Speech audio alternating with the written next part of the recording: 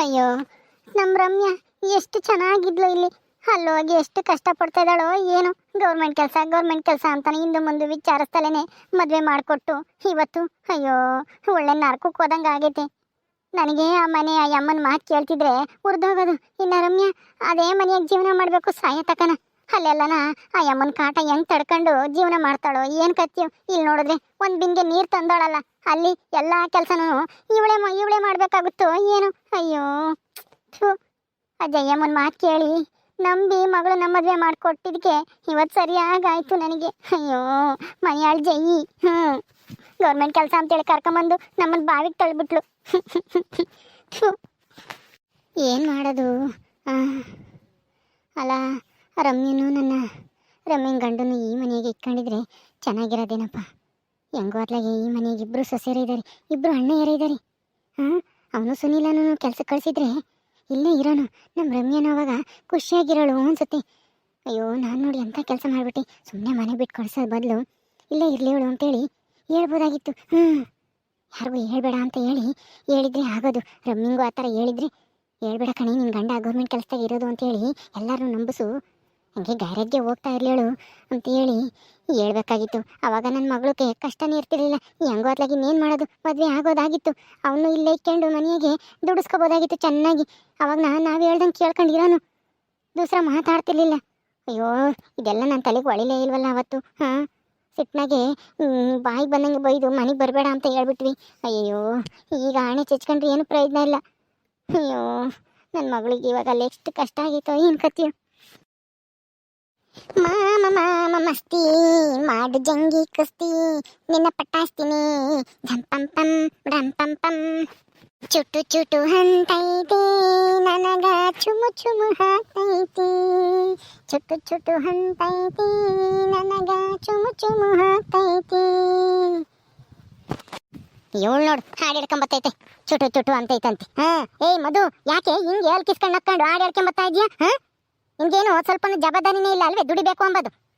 ಯಾರು ಹೇಳ್ಕೊಂಡು ಬರೇನೆ ತಿನ್ಕೊಂಡು ಉಣ್ಕೊಂಡು ತಿರ್ಗಾ ಆಡೋದು ಕಲ್ತ್ಕ. ಅವನು ಕೆಲ್ಸಕ್ಕೆ ಹೋಗ್ತೀನಿ ಅಂತ ಹೇಳಿ ಹೋಗ್ತಾನೆ ನಿನ್ನ ಗಂಡ. ಅದು ಎಲ್ಲಿಗೆ ಹೋಗ್ತಾನ ಏನು ಖರ್ಚು? 25,000 ರೂಪಾಯಿ ಸಂಬಳ ಅಂತಂದ, ಇದುವರೆಗೂ 25,000 ರೂಪಾಯಿ ತಂದ ಕೊಟ್ಟಿದ್ದ, ನಾನು ನೋಡ್ಲೇ ಇಲ್ಲ. ಅದು ಏನು ಕೆಲಸ ಮಾಡ್ತಾನೋ ಏನು ಖರ್ಚು? ಬಿ ಕೂಲ್ ಅತ್ತೆ, ಬಿ ಕೂಲ್ ಆಗಿರಿ. ಯಾಕೆ ಇಷ್ಟೊಂದು ಬೇಜಾರು ಮಾಡ್ಕೊಂಡಿದ್ದೀರಾ? ಯಾವಾಗ್ಲೂ ಖುಷಿಯಾಗಿರ್ಬೇಕು, ಅವಾಗಲೇ ಲೈಫ್ನ ಎಂಜಾಯ್ ಮಾಡೋಕ್ಕಾಗೋದು. ನೀವು ಯಾಕೆ ಈ ಥರ ಬೇಜಾರು ಮಾಡ್ಕೊಂಡಿದ್ದೀರಾ? ಏನಾಯ್ತು? ಏನಾಯ್ತು ಅಂತ ಕೇಳ್ತೀಯಲ್ಲಿ? ಅಲ್ಲ, ನಮ್ಮ ರಮ್ಯ ಈಗ ಅಲ್ಲಿ ಎಷ್ಟು ಕಷ್ಟಪಡ್ತಿದ್ದಾಳೋ ಏನು. ಗೌರ್ಮೆಂಟ್ ಕೆಲಸದಾಗಿದ್ದಾನೆ ಅಂತೇಳಿ ಮದುವೆ ಮಾಡಿಕೊಟ್ವಿ. ಆದರೆ ಅವ್ನು ನೋಡಿದ್ರೆ ಕಾರ್ ಮೆಕ್ಯಾನಿಕ್ಕು. ಅಂತವನಿಗೆ ಮದುವೆ ಮಾಡಿಕೊಟ್ಟು ಅವಳು ಬೇರೆ ಅಯ್ಯಮ್ಮ ಗಯ್ಯಾಳಿದ್ದಂಗಿದ್ಲು. ಏನೋ ಇಬ್ಬರು ತಂಗಿಯರೇನೋ ಇದ್ದಾರಂತೆ. ಅಲ್ಲಿ ಎಷ್ಟು ಕಷ್ಟ ಅನುಭವಿಸ್ತಾ ಇದ್ದಾಳೋ ಏನೋ ಅಂತ ನನಗೆ ಚಿಂತೆ ಆಗಿದೆ. ನೀನು ಕೂಲ್ ಅಂತೀಯಲ್ಲ, ನಿನ್ಗೇನು ಒಂದೀಟು ಜವಾಬ್ದಾರಿನೇ ಇಲ್ಲ. ಅಲ್ಲ, ಏನನ್ನ ದುಡಿಬೇಕು ಅಂಬೋದು ಏನು ಇಲ್ವಲ್ಲ ನಿಮ್ಗೆ ಚಿಂತೆ? ತಿಂಗಳಿಗೆ 5,000 ರೂಪಾಯಿ ಬೇರೆ ಖರ್ಚು ಕೊಡ್ಬೇಕು, ಮನೆ ಖರ್ಚ. ಅದನ್ನೆಲ್ಲ ಹೆಂಗ್ ಕೊಡ್ತೀರಿ? ಸಂಘಕ್ಕೆ ಬೇರೆ ಕಟ್ಟಬೇಕು. ಹೌದೇನತ್ತೆ? ಅಯ್ಯೋ ಒಂದು ಸ್ವಲ್ಪ ದಿನ ಅಡ್ಜಸ್ಟ್ ಆಗೋವರೆಗೂ, ಆಮೇಲೆ ಅವಳೇ ಆ ಮನೆಗೆ ಹೊಂದ್ಕೊಂತಾಳೆ ಬಿಡ್ರಿ. ಎಂದಿದ್ರು ಅವಳು ಹೋಗ್ಲೇಬೇಕಲ್ಲ ಗಂಡನ ಮನೆಗೆ. ಈಗ ನಾನು ನಂದಿನಿ ಬಂದಿಲ್ವಾ ಈ ಮನೆಗೆ, ಸಂಸಾರ ಮಾಡ್ತಿಲ್ವಾ? ಎಷ್ಟು ದಿನ ಅಂತ ಹೇಳಿ ರಮ್ಯಾನು ತವ್ರ ಮನೆಗೆ ಇರಕ್ಕಾಗುತ್ತೆ ಹೇಳ್ರಿ? ಹೋಗಿ ಒಂದು ಸ್ವಲ್ಪ ದಿನ ಅಡ್ಜಸ್ಟ್ ಆಗೋದವರೆಗೂ, ಆಮೇಲೆ ಅವಳೇ ಹೊಂದ್ಕೊಂತಾಳೆ. ನೀವೇನು ಅವಳ ಬಗ್ಗೆ ತಲೆ ಕೆಡ್ಸ್ಕೊಂಬಕ್ ಹೋಗ್ಬೇಡ್ರಿ ಬಿಡಿ. ಸುಮ್ಮನಿರ್ತೀಯೇನೆ ನಮ್ಮ ರಮ್ಯಾ? ತವ್ರ ಮನೆಗೆ ಇರಬೇಕು ಅಂತಾನೆ ಮತ್ತೀಗ ನಾನು ಅಂತ ಹುಡುಗನ ಮದುವೆ ಮಾಡ್ಕೊಂಡಿದ್ದು. ನಾನು ತವ್ರ ಮನೆಗೆ ನನ್ನ ಅಪ್ಪನ ಮನೆ ಕರ್ಕೊಂಡು ಹೋಗಲ್ಲ, ನಾನು ಇಲ್ಲೇ ಇರ್ತೀನಿ ಹೆಂಡತಿ ಜೊತೆಗೆ ಅಂತ ಹೇಳ್ದ ಆ ಹುಡುಗ. ಗೌರ್ಮೆಂಟ್ ಕೆಲಸ ಬೇರೆ, ಇಲ್ಲೇ ಇರ್ತೀನಿ ಅಂತ ಬೇರೆ ಹೇಳ್ತಾ ಇದ್ದಾನೆ ಅಂತ ಹೇಳಿ ನಾನು ಮದುವೆ ಮಾಡಿಕೊಟ್ಟಿದ್ದು. ಆದರೆ ಗೌರ್ಮೆಂಟ್ ಕೆಲಸನೂ ಇಲ್ಲ, ಈ ಮನೆಯಾಗಿರಲೂ ಇಲ್ಲ. ನಾನು ಯೋಚನೆ ಮಾಡಲಿಲ್ಲ, ಹೆಂಗ್ ಗೊತ್ತಾಗಿ ಕಾರ್ ಮೆಕ್ಯಾನಿಕ್ ಆಗ್ಲೋಳು ಇಲ್ಲೇ ಇರಿಸ್ಕೊಂಬನ ಅಂತ ಚಿಂತೆ ಮಾಡಲಿಲ್ಲ ನಾನು ಅವಾಗ. ಈಗ ನನಗೆ ಹಂಗೆ ಅನ್ನಿಸ್ತೈತಿ. ಆದರೆ ಏನು ಮಾಡೋದು, ಕಾಲ ಮಿಂಚು ಹೋಗ್ಬಿಟ್ಟೈತೆ. ಅವನ ಅಲ್ಲೇ ಗಂಡ ಕರ್ಕೊಂಡು ಹೋಗ್ಬಿಟ್ಟೆ ನಮ್ಮ ಮನೆಗೆ. ಏನು ಮಾಡೋದು ಈಗ? ಅದಕ್ಕೇನತ್ತೆ, ಈಗಲೂ ಹೋಗ್ಬಿಟ್ಟು ಕರ್ಕೊಂಬನ್ನಿ ಈ ಮನೆಗೆ. ಇಬ್ರು ಗಂಡ ಹೆಂಡ್ತಿನೂ ಈ ಮನೆಗೆ ಇರ್ಲಿ ಹೇಳು. ಅವ್ನು ಕಾರ್ ಮೆಕ್ಯಾನಿಕ್ ಹೋಗ್ಲಿ, ರಮ್ಯಾ ಬೇರೆ ಏನಾನ ಕೆಲ್ಸಕ್ಕೆ ಹೋಗ್ಲಿ, ಅವಾಗ ಈ ಮನೆಗೆ ಇರ್ತಾರಲ್ಲ. ಈಗ ಹೋದ್ರೆ ಕಳಿಸ್ತಾಳೇನೆ ಅವ್ರಮ್ಮಯ್ಯ? ಖಂಡಿತ ಕಳ್ಸಲ್ಲ. ಅದು ಅಲ್ಲದೆ ಇಲ್ಲಿ ನಂದಿನಿ ಅವಜ್ಜಿ ಅವ್ರು ಬಿಟ್ಕೋಬೇಕಲ್ಲ. ಮದುವೆ ಆದ್ಮೇಲೆ ಗಂಡನ ಮನೆಗೆ ಹೋಗ್ಬೇಕು ಅಂತ ಹೇಳಿ ಕಳಿಸ್ತಿಲ್ವಾ ಮುದ್ಕಿ? ರಮ್ಯಾ ನಾನು ಹೋಗಲ್ಲ ಅಂದಿದ್ಕೆ. ಅತ್ತೆ, ಈ ಸಿದ್ದು ಬಂದಲ್ಲ, ಇವನಿಗೇನೆ ಕೇಳಿ ನೋಡ್ರಿ, ರಮ್ಯನ ಮತ್ತೆ ಸುನಿಲ್ನು ಈ ಮನೆಗೆ ಇಕ್ಕಮನ, ಅವ್ರಿಗೆ ಎಲ್ಲಿ ಕಷ್ಟ ಆಗ್ತೈತೆ ಅಂತ ಹೇಳಿ ಕೇಳ್ರಿ. ಇವನು ಒಪ್ಕೊಂಡ್ರೆ ನಂದಿನಿ ಒಪ್ಕೊಂತಾಳೆ. ಇವನ್ನ ಅಯ್ಯೋ, ಇವನಿಂದ ಏನು ಪ್ರಯೋಜನ ಇಲ್ಲ ಕಣಿ. ಇವನು ಒಪ್ಕೊಂಡ್ರು ಬಿಟ್ರು ಆ ಮುದುಕಿ ಒಪ್ಕೋಬೇಕಲ್ಲ. ಅಯ್ಯೋ, ಇವನು ಒಪ್ಕೊಂಡ್ರೆ ಇವನೇನೆಯಾ ನಂದಿನಿನೂ ಅವಜ್ಜಿನೂ ಒಪ್ಪಿಸ್ಬಿಡ್ತಾನೆ. ಸುಮ್ಮನೆ ಸ್ವಲ್ಪ ಬೆಣ್ಣೆ ಮಾತಾಡ್ದಾಗ ಬೆಣ್ಣೆ ಸಾವಿರದಂಗೆ ಮಾತಾಡ್ರಿ.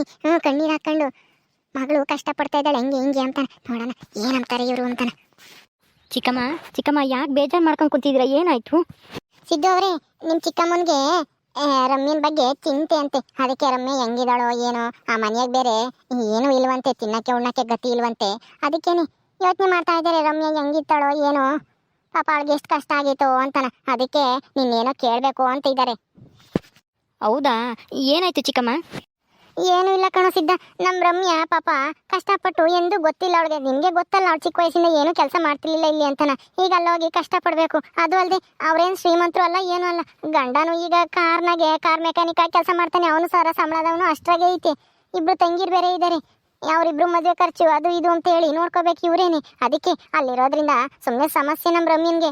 ಅವಳನ್ನ ಈ ಮನೆಗೆ ಕರ್ಕೊಂಬಂದಿಕ್ಕಮ್ಮನ, ಅವಳ ಗಂಡನ್ನು ಅವಳನ್ನು. ಅಯ್ಯೋ ಚಿಕ್ಕಮ್ಮ, ಮದುವೆ ಆದಮೇಲೆ ಹೆಣ್ಮಕ್ಳು ಗಂಡನ ಮನೆಗೆ ಹೋಗೋದು ಸಂಪ್ರದಾಯ ಅಲ್ವಾ? ಈಗ ನನ್ನ ಮದುವೆ ಆಗಿ ನಂದಿನಿ ಈ ಮನೆಗೆ ಬಂದು ಸಂಸಾರ ಮಾಡ್ತಿಲ್ವಾ? ಈ ಮಧುನು ಮನುನ ಮದುವೆ ಆಗಿ ಇಲ್ಲಿ ಬಂದಿಲ್ವಾ? ಅದೇ ಥರ ತಾನೇ ನಮ್ಮ ರಮ್ಯನು ಮದುವೆ ಆದಮೇಲೆ ಗಂಡನ ಮನೆಗೆ ಇರಬೇಕು. ಯಾಕೋ ಸಿದ್ಧ, ನಿನ್ ತಂಗಿ ಕಷ್ಟ ನಿಂಗೆ ಅರ್ಥ ಆಗಲ್ವೇನೋ? ಹಿಂಗೆಲ್ಲ ಮಾತಾಡ್ತೀಯಲ್ಲೋ. ಅವರು ಶ್ರೀಮಂತರಾಗಿದ್ರೆ ಹೋಗ್ಲಿ ಬಿಡು, ಅಲ್ಲೇ ಇರ್ತಾಳೆ ಚೆನ್ನಾಗಿರ್ತಾಳೆ ಅಂತ ಅನ್ಬೋದಾಯ್ತು. ಆದ್ರೆ ಅಲ್ಲಿ ತಿರ್ಕೊಂಡು ತಿನ್ಬೇಕು. ಏನೋ 2 ಎಕರೆ ಬೆದ್ಲು ಜಮೀನ್ ಐತಂತೆ, ಕೂಲಿ ಮಾಡ್ಕೊಂಡು ತಿಂತಾರೆ. ಅವರು ಆ ಹುಡುಗಿರ್ನ ಇನ್ನು ಓದಿಸ್ತಾ ಇದ್ದಾಳೆ ಅಯ್ಯಮ್ಮ. ಏನೂ ಇಲ್ಲ, ಅವರಪ್ಪ ಎಲ್ಲ ಬೆಂಗಳೂರಾಗೂ ಎಲ್ಲ ಕೆಲಸ ಮಾಡ್ಕೊಂಡು ಐದಾನಂತೆ. ಅದಕ್ಕೆ ಅಂತ ಮನೆಯಾಗ ನಮ್ಮ ರಮ್ಯ ಬಾಳೆ ಮಾಡೋಕ್ಕಾಗುತ್ತೇನೋ ಸಿದ್ಧ? ಅದಕ್ಕೆ ಏನು ಮಾಡಬೇಕು ಚಿಕ್ಕಮ್ಮ? ಅದಕ್ಕೇನೆ ಅವಳನ್ನ ಮತ್ತೆ ಅವಳ ಗಂಡನು ಈ ಮನೆಗೆ ಕರ್ಕೊಂಬಂದು ಇಕ್ಕಮ್ಮನ ಕಣೋ. ಅದೇಗಾಗುತ್ತೆ? ಮದ್ವೆ ಆದ್ಮೇಲೆ ಹೆಣ್ಮಕ್ಳು ಗಂಡನ ಮನೆಗೆ ಇರಬೇಕು. ಈ 6-7 ತಿಂಗಳು ಈ ಮನೇಲಿ ಇದ್ಲು ತಾನೆ. ಈಗ ನಿಮ್ಮ ಅಳಿಯನ್ ಬಂಡವಾಳ ಗೊತ್ತಾಗಿತ್ತಾನೆ ನೀವು ಮನೆ ಬಿಟ್ಟು ಕಳ್ಸಿರೋದು. ಬಿಡಿ, ಕಷ್ಟ ಅಂದ್ರೆ ಏನು ಅಂತ ಹೇಳಿ ಅವ್ರಿಗೂ ಗೊತ್ತಾಗ್ಲಿ. ಕರ್ಕೊಂಬಂದು ಇಲ್ಲಿ ಕಂಡು ಅವಳನ್ನ ಸುಖವಾಗಿ ನೋಡ್ಕೊಂಡ್ರೆ ಅವ್ರಿಗೆ ಏನ್ ಅರ್ಥ ಆಗುತ್ತೆ ಜೀವನ ಅಂದ್ರೆ? ರೀ, ಇವ್ರ ಮಾತೆಲ್ಲ ನಂಬಕ್ ಹೋಗ್ಬೇಡ್ರಿ. ಯಾವ್ದೇ ಕಾರಣಕ್ಕೂ ರಮ್ಯನ್ ಗಂಡನ ಇಲ್ಲಿರಕ್ ಮಾತ್ರ ಅವಕಾಶ ಕೊಡ್ಬೇಡ್ರಿ ನೀವು. ನೋಡ್ದೇನು ಸಿದ್ಧ, ಅಲ್ಲ ನಿನಗೆ ನಿನ್ ತಂಗಿ ಅಂದ್ರೆ ಎಷ್ಟು ಪ್ರೀತಿ ಅಂತ ಗೊತ್ತು. ಆದ್ರೆ ಅಂತ ಪ್ರೀತಿ ತಂಗಿ ಈಗ ಕಷ್ಟಪಡ್ತಿದ್ರೆ ಅದನ್ನ ನೋಡ್ಕೊಂಡು ಸುಮ್ಮನಿರ್ತೀಯೇನೋ? ನೀನ್ ಹೆಂಡ್ತಿ ನೋಡಿ ಹೆಂಗ್ ಮಾತಾಡ್ತಾ ಇದ್ದಾಳೆ? ಯಾಕತ್ತೆ? ಅಲ್ಲ, ನಾನು ಶ್ರೀಮಂತರ ಮನೆ ಮಗಳೇನೆ. ನಾನು ಸಿದ್ದವ್ರನ್ನ ಮದ್ವೆ ಆಗಿ ಬಂದು ಇಲ್ಲಿ ನಿಮ್ ಕಷ್ಟ ಎಲ್ಲನ ನೀವೇನ್ ಕಷ್ಟ ಕೊಟ್ರನ್ನ ಸಹಿಸ್ಕೊಂಡು ಈಗ ಹಸುಗಳನ್ನ ತಗೊಂಡು ಈಗ ನಾವು ಸಂತೋಷವಾಗಿ ಜೀವನ ಮಾಡ್ತಾ ಇಲ್ವಾ? ರಮ್ಯನು ಅದೇ ತರ ಏನಾದ್ರು ಕೆಲಸ ಮಾಡ್ತಾರೆ ಬಿಡು. ಗಂಡ ಹೆಂಡತಿ ಇಬ್ರು ಏನಾದ್ರು ಬಿಸ್ನೆಸ್ ಏನಾದ್ರು ಮಾಡ್ಕೊಂಡು ಅವರು ಮುಂದೆ ಬರ್ತಾರೆ. ಕಷ್ಟ ಅಂತ ಹೇಳಿ ತಗೊಂಬಂದ್ ಮನೆಗೆ ಇಟ್ಕೊಂಡ್ರೆ ಅವ್ರಿಗೆ ಹೆಂಗ ಅರ್ಥ ಆಗ್ಬೇಕು? ಕಷ್ಟ ಸುಖ ಅಂತಂದ್ರೆ ಈಗ ನಾವು ಕಷ್ಟಪಡ್ತಾ ಇಲ್ವಾ? ಅದೇ ತರ ಅವರು ಕಷ್ಟಪಟ್ಟು ಮಾಡ್ತಾರೆ ಬಿಡು, ಅಲ್ವೇನ್ರಿ? ಹೌದು ನಂದಿನಿ, ನೀನು ಹೇಳ್ತಾ ಇರೋದು ಸರಿಯಾಗಿ ಐತೆ. ನಮಗೇನಿತ್ತು, ನಮಗೂ ಏನೂ ಇರಲಿಲ್ಲ. ನಾನು ಒಂದೇ ಒಂದು ಹಸ ತಗೊಂಡು ಮೇಸ್ಕೊಂಡು ಹಾಲು ಹಾಕೊಂಡು ಜೀವನ ಮಾಡ್ತಾ ಇದ್ದೆ. ಈಗ ನಾವು 5 ಹಸ ತಗೊಂಡಿರೋದಕ್ಕೆ ನಾವು 40,000 50,000 ರೂಪಾಯಿ ದುಡಿತೀವಿ. ಅದೇ ಥರ ರಮ್ಯನೂ ಏನಾನ ವ್ಯಾಪಾರ ಮಾಡ್ತಾರೆ. ರಮ್ಯನ ಗಂಡ. ನೀನು ಹೇಳೋದು ಸರಿಯಾಗಿ ಐತಿ. ಕರ್ಕೊಂಬಂದ್ರೆ ಅವ್ರಿಗೆ ಕಷ್ಟ ಗೊತ್ತಾಗಲ್ಲ. ನೋಡ್ದೇನತ್ತೆ ಗಂಡಗೆ ಹೆಂಗ್ ಮರಳು ಮಾಡ್ತಾಳೆ ಅಂತನ. ಹೆಂಗೋ ಸಿದ್ದು ಅವರು ಒಪ್ಕೊಂಬರು ಅನ್ಸುತ್ತೆ. ಆದ್ರೆ ಇವಳು ಇದ್ಕಿದ್ದಂಗೆ ಶುರ್ಪನ ಕಿತ್ತಾಕಟ್ಟಾರ ಬಂದು ನೋಡ್ದ ನಿಮ್ ಪ್ಲಾನ್ ಎಲ್ಲ ಉಲ್ಟಾ ಮಾಡ್ಬಿಟ್ಲು. ಹೆಂಗೋ ಒಪ್ಪಿಸ್ಬೋದಾಗಿತ್ತು. ಚಿಕ್ಕಮ್ಮ ಬಿಡು, ಏನೂ ಆಗಲ್ಲ. ಕಷ್ಟಪಟ್ಟರೆ ಮುಂದೆ ಅವ್ರಿಗೆ ಸುಖ ಸಿಗುತ್ತೆ. ಕಷ್ಟ ಅಂದ್ರೆ ಏನು ಅಂತ ಗೊತ್ತಿಲ್ಲ ರಮ್ಮಿಂಗೆ. ಈಗ ಗೊತ್ತಾಗುತ್ತೆ ಕಷ್ಟ ಅಂದ್ರೆ ಏನು ಅಂತ. ದುಡಿಬೇಕು ಅನ್ನೋದು ಅವಳಿಗೂ ಮನ್ಸ್ನಾಗೆ ಛಲ ಬರುತ್ತೆ. ಅವಾಗ ದುಡ್ದು ಅವರು ಮುಂದೆ ಬರ್ತಾರೆ. ಬಿಡು, ನೀನೇನು ತಲೆ ಕೆಡ್ಸ್ಕೊಂಬಕ್ ಹೋಗ್ಬೇಡ. ರೀ ನಡೀರಿ. ನೋಡ್ದೇನೆ ಈ ನಂದಿನಿನ ದುಡಿತೀನಿ 40,000-50,000 ಅಂತ ಹೇಳಿ ಏನು ಬೇಕೋ ಹಂಗೆ ನಡ್ಕೊಂತಾ ಇದ್ದಾಳೆ. ಅವಳು ಹೇಳ್ದಂಗೆ ಕೇಳಂಗೆ ಇಕ್ಕೊಂಡವಳೆ. ಇಂಥ ಗಂಡ ಆಗಿದ್ರೆ ಆ ಸುನೀಲ ಹೆಂಗೋ ಇಕ್ಕೋಬೋದಾಗಿತ್ತು. ಹೇಳ್ದಂಗೆ ಕೇಳ್ಕೊಂತ ಇರ್ತಾನೆ ಬಿಡು, ಏನೋ ದುಡಿದಿದ್ರೆ ಹೊಟ್ಟೆ ಹೊತ್ತು ಹೇಳ್ದಂಗೆ ಬದುಕೆಲ್ಲ ಮಾಡ್ತಾನೆ ಅಂತ ಅನ್ಬೋದಾಯ್ತು. ಅವನು ಹೇಳ್ದಂಗೆ ಕೇಳೋ ಅಂತಾನಲ್ಲ. ಎಂಥ ದರಿದ್ರ ಮನೆಗೆ ಹೋಗಿ ಸೇರ್ಕೊಂಡಂಗಾಯ್ತು ನಮ್ಮ ರಮ್ಯ. ಹೋಗತ್ತ ಏನ್ ಮಾಡೋದು ಬಿಡಿ ಅತ್ತೆ. ಈಗ ನಾನು ಏನಾದ್ರು ಬಿಸ್ನೆಸ್ ಮಾಡೋಣ ಅಂತ ಇದ್ದೀನಿ ಕಣತ್ತೆ. ನಮ್ಮೂರಲ್ಲೇ ಹೆಂಗೂ ಎಗ್ ರೈಸು ಗೋಬಿ ಅಂಗಡಿ ಮಾಡಿದ್ರೆ ಚೆನ್ನಾಗಿ ವರ್ಕೌಟ್ ಆಗುತ್ತಲ್ವಾ, ವ್ಯಾಪಾರನೂ ಚೆನ್ನಾಗಾಗುತ್ತೆ. ನಾನು ನನ್ನ ಗಂಡನ ಇಬ್ರು ಸೇರ್ಕೊಂಡು ಮಾಡೋಣ ಅಂತ ಇದ್ದೀವಿ. ಅದಕ್ಕೆ ಅವರು ಸುಮ್ಮನೆ ಕೆಲ್ಸಕ್ಕೆ ಹೋದೆ ಸಂಬಳ ತಂದ್ಕೊಡಲ್ಲ, ಏನೂ ಇಲ್ಲ. ಅದಕ್ಕೆ ಇಲ್ಲಾದ್ರೆ ವ್ಯಾಪಾರ ಮಾಡ್ತಿರ್ತೀವಿ, ಎಲ್ಲ ದುಡ್ಡೆಲ್ಲನ ನಾನು ಇಟ್ಕೊಂತೀನಿ. ಸರಿ ನಮ್ಮ ಏನೋ ಒಂದು ಮಾಡ್ರಿ. ಬರ್ತಾನಲ್ಲ ಮೋನು, ಅವನನ್ನು ವಿಚಾರಿಸ್ಬಿಟ್ಟು ಏನನ್ನ ಮಾಡ್ರಿ. ಸರಿ ಅತ್ತೆ, ಅವ್ರ ಹತ್ರ ಮಾತಾಡ್ಬಿಟ್ಟು ನಾನು ಎಗ್ ರೈಸು ಗೋಬಿ ಎಲ್ಲನ ಮಾಡಕ್ ಬರುತ್ತೆ. ನನಗೂ ಯೂಟ್ಯೂಬ್ನಾಗೆಲ್ಲ ಕಲ್ತ್ಕೊಂಡಿದ್ದೀನಿ. ಎಲ್ಲನ ಎಗ್ ರೈಸ್ ಮಾಡೋದು, ಗೋಬಿ ಮಾಡೋದು, ಆಮೇಲೆ ಕಬಾಬುನು ಮಾಡಕ್ ಬರುತ್ತೆ. ಎಲ್ಲ ಮಾಡಿದ್ರೆ ಚೆನ್ನಾಗಿ ವ್ಯಾಪಾರ ಆಗುತ್ತೆ. ಯಾವಾಗ ಈ ನಂದಿನಿ ಸಿದ್ದಗಿಂತನ ಜಾಸ್ತಿನೇ ದುಡಿತೀವಿ ನಾನು ನಿಮ್ಮ ಮಗನು. ಆದ್ರೆ ಒಂದ್ ಸ್ವಲ್ಪ ದುಡ್ಡು ಹೊಂದ್ಸ್ಕೊಡ್ಬೇಕತ್ತೆ. ಒಂದಿಷ್ಟು 25-30 ಸಾವಿರ ಬೇಕಾಗ್ಬೋದು. ಇದು ಎಲ್ಲ ಐಟಮ್ ಎಲ್ಲ ತರಕು, ಆ ಗಾಡಿ ತರಕು, ಎಗ್ ರೈಸ್ ಅಂಗಡಿದ ಎಲ್ಲದಕ್ಕೂ. ನೋಡಮ್ಮ, ನೀನ್ ಏನ್ ಬೇಕಾದ್ರೂ ಮಾಡು, ಆದ್ರೆ ದುಡ್ಡು ಮಾತ್ರ ನಂತ ಮಾತ್ರ 1 ರೂಪಾಯಿನೂ ಇಲ್ಲ. ಹೋಗಿ ನಿಮ್ಮ ಅಪ್ಪನ ತಗೋ ನಿಮ್ಮ ಅಮ್ಮನ ತಗೋ ಯಾರು ತಗೊಂಡು ಇಸ್ಕೊಂಬಂದು ಮಾಡಿ ಆಮೇಲೆ ಎಲ್ಲ ನಿನ್ನ ವ್ಯಾಪಾರ ಚೆನ್ನಾಗಾದ್ಮೇಲೆ ತೀರ್ಸಿರಂತೆ ಅಷ್ಟೇ. ನನ್ನ ಹತ್ರ ಮಾತ್ರ ದುಡ್ಡು ಕೇಳಬೇಡ ನೀನು. ಸರಿ ಆಯ್ತು ಬಿಡು, ನಿನ್ನೇನು ಕೇಳಲ್ಲ, ನಾನು ಹೆಂಗೋ ದುಡ್ಡು ಹೊಂದಿಸ್ಕೊಂತೀನಿ. ಓಕೆ ಸ್ನೇಹಿತರೆ, ಈ ವಿಡಿಯೋನ ಇಲ್ಲಿ ಮುಗಿಸ್ತಾ ಇದೀವಿ. ಈ ಕಥೆಯನ್ನು ಮುಂದುವರಿಯುತ್ತೆ. ನಿಮ್ಮೆಲ್ಲರಿಗೂ ಈ ವಿಡಿಯೋ ಇಷ್ಟ ಆದರೆ ಲೈಕ್ ಮಾಡಿ, ಶೇರ್ ಮಾಡಿರಿ. ಹಾಗೆ ಇನ್ನು ಯಾರ್ಯಾರು ನಮ್ಮ ಚಾನಲ್ ಸಬ್ಸ್ಕ್ರೈಬ್ ಮಾಡ್ಕೊಂಡಿಲ್ವ ದಯವಿಟ್ಟು ಸಬ್ಸ್ಕ್ರೈಬ್ ಮಾಡ್ಕೊಳ್ರಿ. ಮುಂದಿನ ವಿಡಿಯೋದಲ್ಲಿ ಸಿಗ್ತೀವಿ. ನಮಸ್ಕಾರ.